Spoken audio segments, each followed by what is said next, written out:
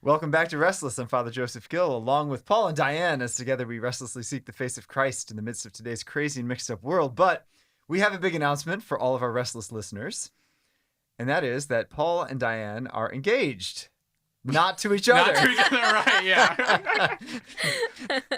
to other people. To other people. Well, Right. yeah, that's what engagement usually means. There's Right. another person in the mix. Right. But congratulations. Thank you. And Thank you've you. been engaged for not that long. What, a couple months? Yeah, Month or about so? a month and a half or so. Right. I learned that you're supposed to say congratulations to the man and best wishes to the woman. I've learned that. I did It's not an know old that. thing. Is it Because it's really? like, yeah. Like good luck to the lady. Like you're going to suffer greatly. And Yeah, I mean. congratulations to the man. You finally stepped up in life. And It's something, you're probably more the latter than the earlier, but yeah. that's fair. That's fair. Yeah, anyway. Interesting.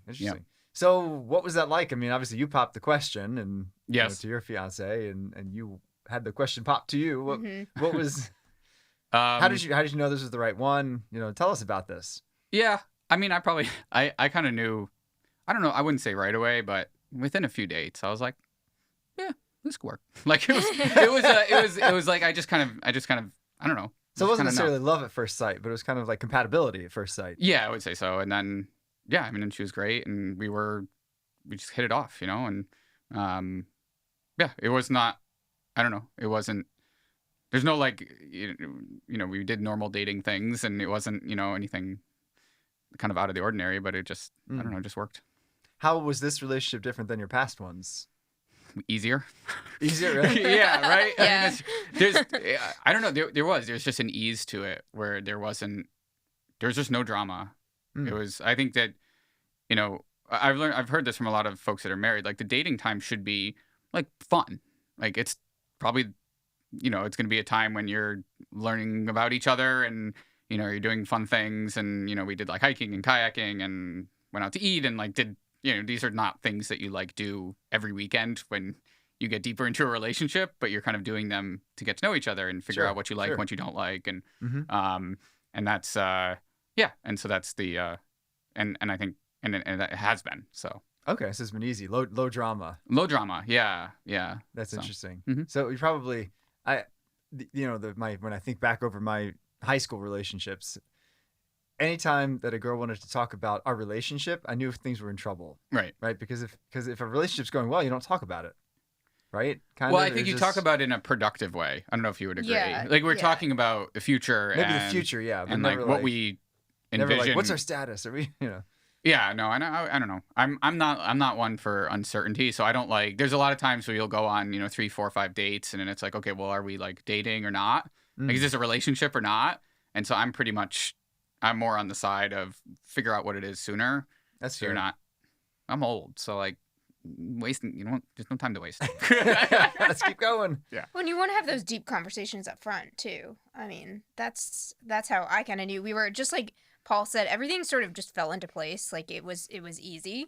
And, like if someone, especially like in terms of your non-negotiables, right? So for me, it was I wanted to marry a good Catholic man, someone who took the faith seriously, because ultimately marriage is about like the two spouses getting each other and the children to heaven. And so if that wasn't a possibility, I didn't want to entertain anything.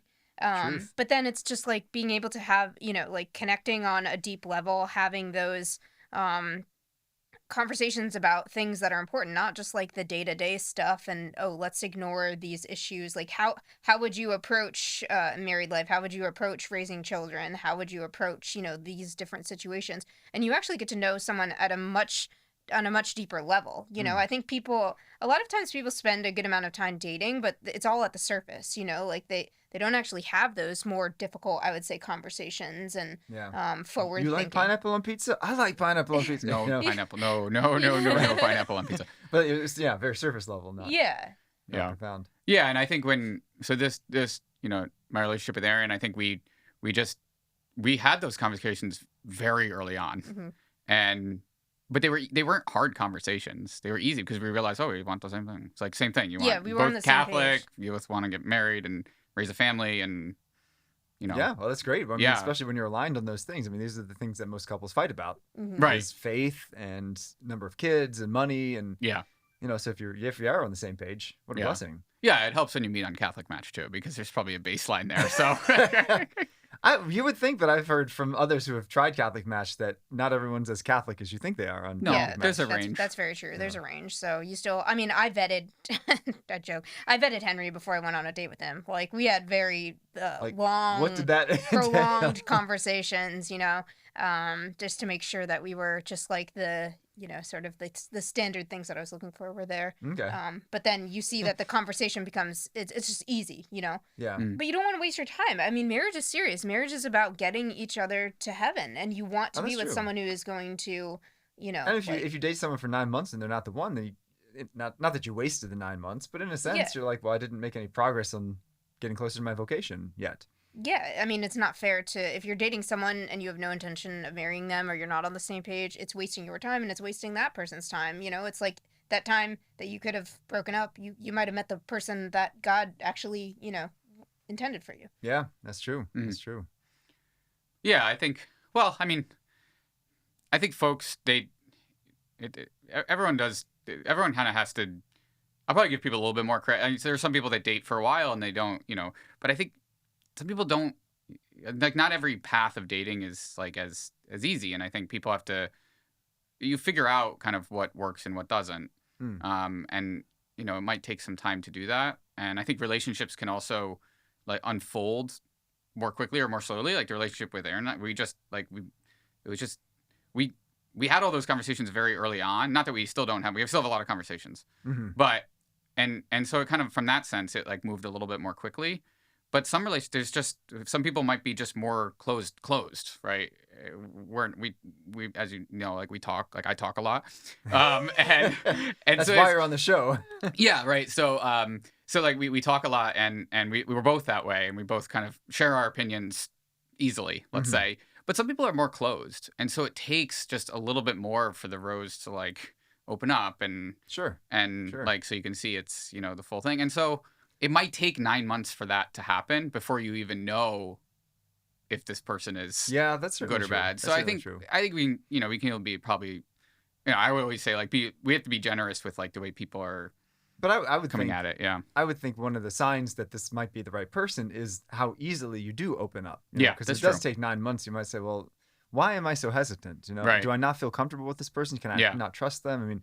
I just think about on my level of friendships, right? I know that if I can talk about deep stuff like over coffee the first time I meet someone, then okay, this is going to be a great friendship, Right. Yeah, that's right. So, having had a lot of dead ends in your relationships, what have you learned from that? What spiritual lessons did you take from it? I think the biggest thing for me was that God is good. Like, he was good when he said no, and he was good when he's good when he says no. He's good when he says, like, not yet. And I, a lot of times, I think in my past, I was always wanting, like Bishop Barron talks about it, the ego drama versus the theo drama. It's like, I wanted to pave my path of like, okay, this is the time that I should get married. This is the time that I should have kids. Right, you must have felt the pressure, right? You turn 30 and all of a sudden... I mean, and the comparison is the enemy of holiness, right? God has a different path for everyone, so that's the biggest thing that I learned, that his timing for you is perfect, but, like, it's about what God wants for you as opposed to what you want, because, like, I would not have changed a thing. The spiritual growth and the, like...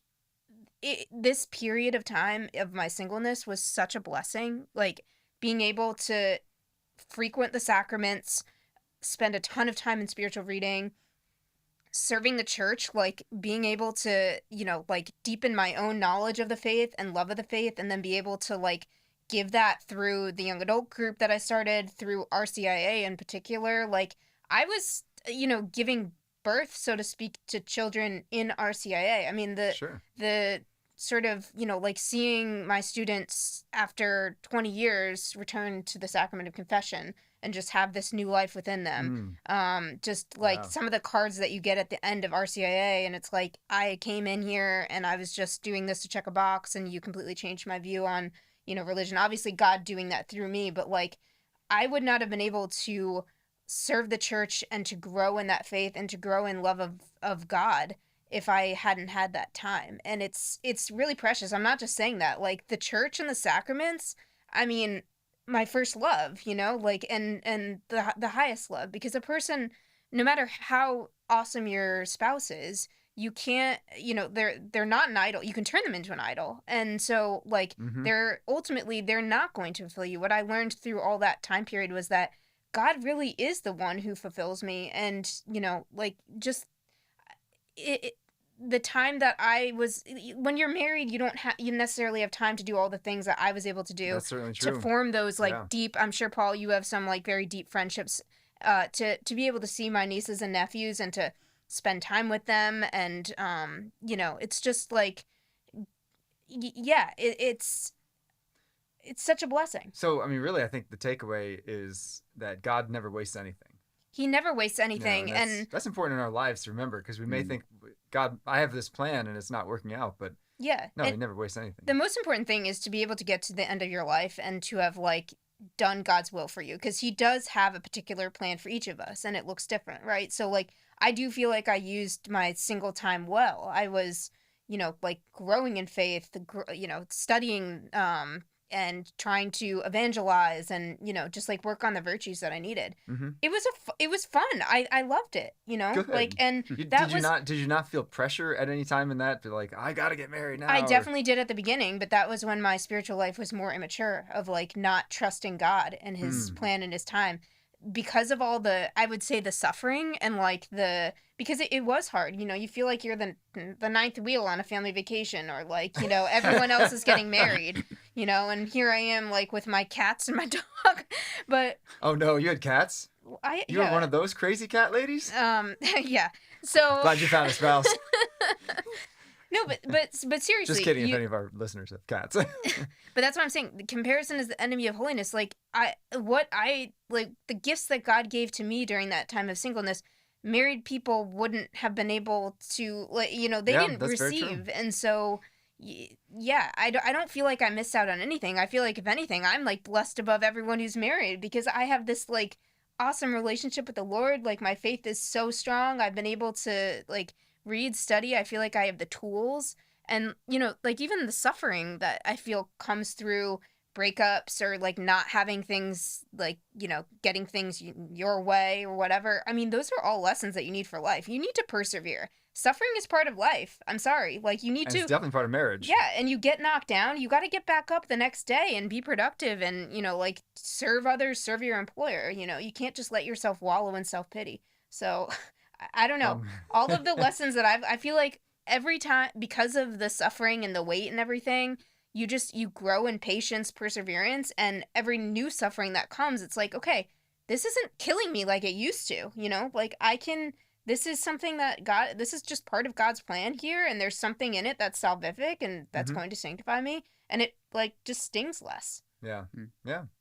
Do you agree? I mean, did you have that same experience of your single time being used well, and can you look back and see? Yeah, I would say so. I guess there's folks that and this is great, like it's great. I encourage it, I would say, as somebody who didn't necessarily go down this path, but we know a lot of people that might go to very kind of Orthodox Catholic colleges, and they find their spouse there, and they get married at 22, and then have 1,000 kids, and like it's a great path, I would say that looking back to like my 22-year-old self, I was not. There was no way. Ready. Yeah. Not looking back now, it's like, oh man, like that 22-year-old coming out of, whatever, Ave Maria, Steubenville, Christendom, whatever. They're probably way more advanced in their spiritual life at 22 than I was at 28 or something. And so, yeah, that time was really productive. I would say I would say it took me a while. I started to really grow in my spiritual life probably after college. And just being around really good Catholics, and starting in New York City and then here in Stamford. And they because we didn't have a fantastic Catholic ministry at my college, but and they really taught me what it means to be like a more devout Catholic in a professional setting like New York City, and that's where I was doing it. Yeah, right. I was a professional in New York City. So, sure. And they kind of taught me how to do that. There were a lot of people in Brooklyn where I was, they were older than me. I'm like godfather to 2 of their children from 2 different like married couples. Like Oh, they're nice. very close with these people That's because that's really beautiful. they were yeah. became like older brothers. These 2 guys became like older brothers to me. Mhm. It really kind of like showed me like, no, this is how you like this is what we do as like more devout Catholics, because like I don't know anything. Yeah. You know, I thought I knew something. I knew But you were nothing. open to it. That's Yeah. a good thing. And I was like, well, I want to be like that. Hungered for it. Yeah. Yeah, and so then it took probably a little bit longer than Diane to realize that I needed to really like focus on my spiritual life, because I would pretty much bury myself in work, Mm. you know, kind of when I was in my early 20s, and that started to change. That started to change probably in my late 20s, probably like 28. I was like, okay, like this, like I was in a better place starting at 28, and you know, fast forward 6 years, and here we are. But Yeah. yeah. So yeah, I'm 34. 34. Yeah. okay. yeah. Doing the math right there. Yeah. So I think that, you know, so maybe, yeah. So looking back on it, I neaded, like Diane said, like I needed that time. I don't think I was but I'm an impatient person. That's So, fair. That's fair. yeah, there was a couple years ago, I went to 7 weddings in 12 months, Wow. and I was single. Like I brought a date to 1 of the 7. Mm. And that was like, Just kind of rubbing it in, I'd imagine, right? it was, Like, yeah, it was very joyful. Was it? It was. That's good, because But there was also like I wasn't sad for them. Like I wasn't necessarily envious, maybe a little bit, Mm. but it was more, I was, you know, it was sad for myself. kind of just a reminder. Yeah. Yeah, that it's a I'm not- reminder. I'm not Yeah. there at the vocation where I feel called. Right. Right, And I'm not and it's- there yet. Yeah. Not know, there yet. Yeah. And it's like when your closest friends all get married, it's like you kind of want to be like part of the club, you know, Always- the always married the- people's club. Yeah. Right. Well, right. Because I mean, to be honest, like you often, you know, a relationship changes when someone marries, right? Because Yeah. their whole focus is now on their spouse, Right. which it should be, rightly so. Yeah. It's like But- if you're in seminary and all your friends are like 2 or 3 years older than you, and they all get ordained, and you're like still at seminary, Yeah. right? No, You want to be absolutely. part of the priest club, you know? It's Absolutely. the same thing. I mean, I've talked to seminarians who are like going through this right now. Yeah. And it's a similar type of thing. It's just, you know, you want to, we're like, I don't know, we're a clan oriented species, you know, like that's what we are. We're part of like, we like to be part of a social. Yeah, and I do think Milieu, you I do know? think there's a natural desire to reach the next stage of your Right. life. You know, Yeah. whether it's you know high school seniors who are chomping at the bit, can't wait to get to Right. college, or you know college seniors can't wait to get to onto the job, and I can't wait to retire. Yeah. But no, I'm just kidding. Yeah. Yeah. But you know, we always kind of like, and partly perhaps we think that our happiness and fulfillment is going to come in the next stage, Right. when we realize it's actually right here, right now, where God is moving and working, and just in our everyday life, whether we're Yeah. single, married, you know, whatever. It was funny. I remember at the beginning of the year, it was right around St. Patrick's Day. I was going on dates and stuff. And I remember just thinking like, you know what? I'm just going to like take a break. I just need some like time. And of course, like then Aaron and I connected on Catholic Match, like literally like 2 days later. And I was like, oh, 2 days. So I got 2 days, you know, like, no, it was great. Like, it was great. It was on Feast of St. Joseph, and That's how you know. There yeah, you it go. was St. great. Joseph. Yeah. He's my boy. So Yeah. So let me ask about Catholic Match, right? Because my sister met her husband on Catholic Match, and you guys met your fiancés on Catholic Match. So it seems like this is, online- please sponsor our show. yeah, please, yeah, we'll be happy to sponsor. Yeah, have your sponsorship, CatholicMatch.com. Right. But it seems that more and more people that I know are finding their spouses on Catholic Match. Is it almost impossible for young adults to meet their spouse in real life these days, or you know, what do you recommend? What do you think is like the optimal way, or is it just depending on the person? I don't know if there's an optimal. Yeah. I mean, I There's think efficiency, but I don't know. Yeah. circumstances and depends on where you live. But like for us, I don't know. At least, well, maybe Because I should there speak for myself. was always a very robust young adult group in Stanford, and I remember. You know, the guys would come to me when I was, you know, part of it, and they'd be like, Yeah. oh, you know, there's no girls to find. And the girls would come to me, oh, there's no guys to find. I'm like, do you want me to play matchmaker? Because, like, you'd be great with her, and she'd be great with you. And it was like, Yeah. I think people get nervous about asking people out in person. And then also, if you're in a small Catholic community, you know, like the people talking amongst themselves. And yeah, that's true. if And then this if you doesn't break work up, out, right, then, you oh, gotta I still can't see come to this them. person's party because that person's going to be there. I don't know. I think the great thing about online is that I like to vet people ahead of time. So, you know, you can Save a couple steps. yeah, but you're also there, so it's intentional. You know that this person wants to date, you know, and Yeah. especially with Catholic Match in particular, granted, you have to be careful, but they ask you, like, do you accept all of the church's teachings? So you can filter by sort of some of those. Which is important because, like, even things like contraception, which most people Absolutely. perhaps don't accept. And, There's and no some, question and on some that, people yeah. would say, I accept all these, but this, and I'm like, okay, well, then you're not Catholic, so bye. Well, that does save you time. No, it definitely And does. Did you filter by mass preference? Did they have that option on I- Catholic Mass? Yeah. Like traditional Latin? or Traditional, like yeah. Latin, Yeah. Novus Ordo, no preference, and Guitar mass? charismatic. Charismatic. They do have I didn't know charismatic I might was an have option. excluded the charismatic, but I definitely had That a lot. one- I had a lot of I'd be filters very open to on. that one. I Yeah. don't know. I had a bunch of filters on. So obviously Oh my you have to be gosh. careful. But You have one match in the entire United yes. States. Well, my Hinge, when I had Hinge too, which is a secular app, I was getting so many messages from people that I was like literally put this blurb at the bottom. Do not reach out to me unless you are going to mass every week and regular confession and you accept all the church teachings. And people still reached out. So it was kind of annoying. But So- yeah, I found Catholic Match was better actual in terms of, I'm sure there are normal good practicing Catholics on Hinge too. I'm not trying to. Yeah, I mean, two of the 7 weddings. 2 of them were non-Catholic match. One was Hinge. I don't remember what the other one was. Dating sites. So it's like You have to have patience. You just have to you have to treat it like a job almost. Like just continue to. Just applicants, right? Yeah. yeah. One of my friends did That's meet his interesting. wife after 2 weeks on a non-Catholic dating site. Really. I was like, whoa. I mean, I'm not saying it's not Wow, impossible, Right, it's not but impossible, it's yeah. definitely harder. I think. Well, the dating sites, not Catholic Match. They tried. It was terrible. But Yeah. still sponsor us. But like some of they're really good about like finding like the first people. If you log into that app and like you sign up, the first people you see are generally like probably the most compatible. Yeah. And so if those are actually the people, then like there's actually a high chance. Now it works probably better in the secular sense than the Catholic sense, but Mm-hmm. I mean, how many people are on Catholic Match? Is it like I don't know. tens of thousands? Not enough. 100,000? Hard to- Not No, enough? there's not. There's Yeah, not I would say that there's not too many. Like, I mean, compared to these other apps. One of my friends moved to Salt Lake City, and he did like 150-mile radius of Salt Lake City, and you're like into the desert or deep into the mountains at 150 miles, Mhm. and there were 13 women, un-Catholic. Well, I mean, Salt Lake City. I mean, that's Yeah, like, but still, if it's you did like- like Mormon Match, you'd Well, there's like you'd have billions. This But is- well, but there's like 300,000 Catholics in Utah. It's not. That's true. It's not I mean, huge. it's not- yeah, it's I like mean, probably Diocese that's of Bridgeport plus or significant. minus. Yeah. Yeah. And there's like a solid community because you kind of like you have to be. Yeah. you're surrounded But by- I think the benefit of the those dating days. apps is that you know that like when you go to a young adult event, you don't necessarily know, even if you're talking to this person, are they into are they Yeah. what are do they intend to date? Like, do they want to? Yeah, maybe they are already dating and you don't Right. even know, Exactly. right? Yes, So- that's Exactly. true. Yeah, I have a lot of opinions about young adult stuff because I think it's a natural part of the conversation. Yeah. I think it's okay.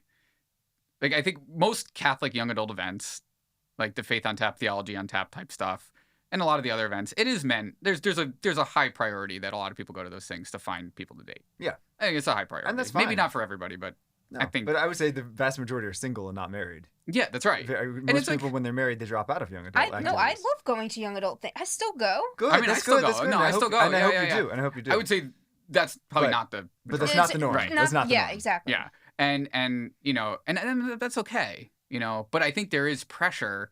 I think especially I don't know if you felt this, but Yeah. I've talked to some women and they feel when they go to like Catholic young adult, especially in Stanford, which had like more men than women at one point, which is very rare in a Catholic community. Yeah, that's for sure. They feel they Like- almost there's so much like pressure to like find somebody to go on a date with that some people like actually close men and women like kind of close up a little bit because they're like, well, sometimes I just want to go just like see my friends. Yeah. Yeah. But there's like this underlying like like who's going to be kind of Yeah, judging me who's, or like like- shopping for me, a or little bit, yeah. something like that. And, Interesting. and so it's like it's okay to have like this is the advice to young adult coordinators, like no, have like singles Catholic young adult events Mhm. because then there's like an underlying intent that like no, people are there to like meet each other and that's okay. Yeah, that's absolutely okay. Right. I mean, the And then church there's some can events that are more facilitate- like come we on, wanna- it's fine too. I mean, how many events do we have for vocations to the priesthood, right? Like lots of come and see dinners, this Right, and that. So, right. so it's a similar thing. It's just we're trying to help as the church people find their vocations. And right. it's a Yeah, beautiful thing. and it builds up the church. If you're praying, like I'm sure Paul was to Saint Joseph, and all these,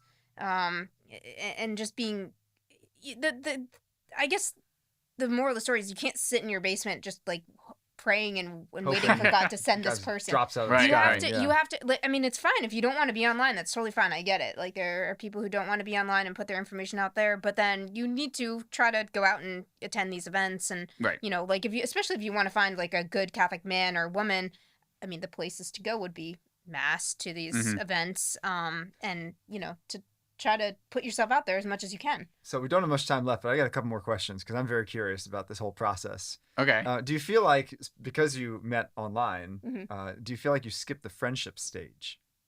Yes. Well, not for me. Really? I feel like Henry and I just had we were. So you guys have friendship while dating, like kind And of. Just... yeah, absolutely. And But would we you would say like. it was intentional though? That like you were. Oh yeah, there no, to, it was like, it was date, definitely yeah. intentional. Yeah. Yeah. But we like for us, chastity is a huge part of the relationship, and so like being able to discuss all of those things without the distractions and also have like super super deep conversations. I mean, even when we were on Catholic Match, we would literally write like books to each other. Like books, essays. I think one time I did get shut out because it was like you can I sent You like reached your 10,000 word limit, right? yes, there were limits, and so I sent multiple messages, and then it said you can no longer send any. Unfortunately, we had agreed on where we were going to meet because that was before the first date. But it was like wait until like the other person replies because sending too many messages can be overwhelming to a person. AKA stalking, but Yeah.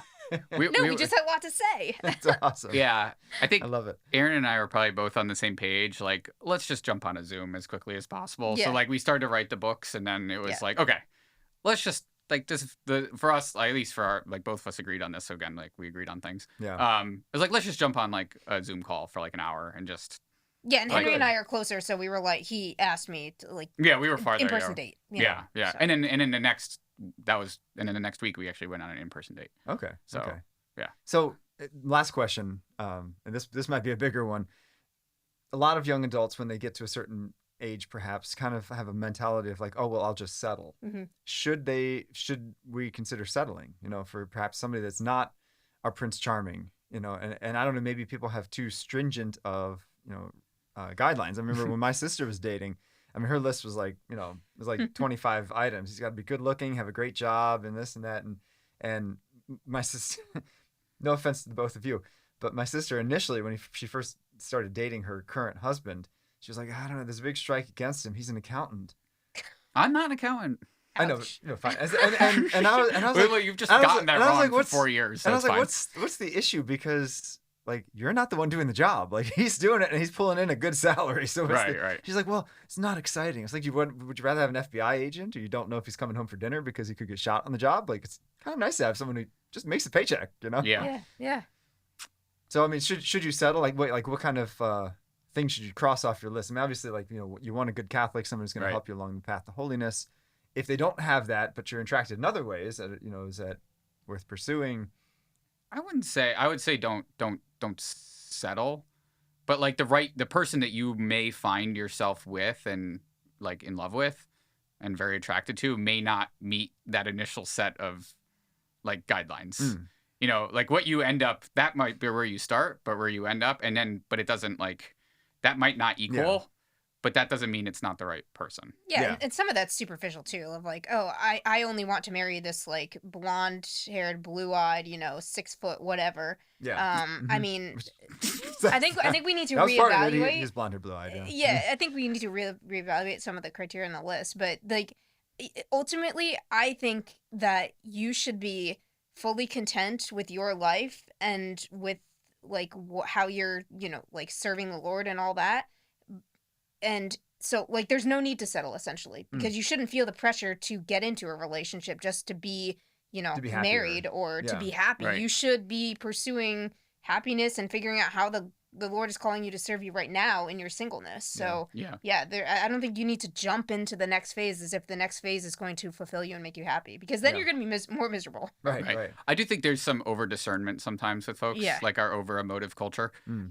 And so it's like if you're free to marry in a church and you want to get married and you want to date, then like go date. Mm-hmm. Yeah. Right. Right. And if you like the person that you went on a date with, like go on another date. Right, like Yes, it's yeah, like it's don't just like logical, do I you like know. this person? Do I discern Like, and do this, right, I discern, gotta- discern I this, gotta discern pray that. about I have it to go and to it's adoration like 5 hours to Yeah. like. Really, it's like no, like Use your reason, right? Use- yeah, grace we- builds on nature. right. And so it's like, well, if you like the person, you got along, and you kind of share the same values, at least what you've discussed so far. Like, Mhm. well then, like keep going.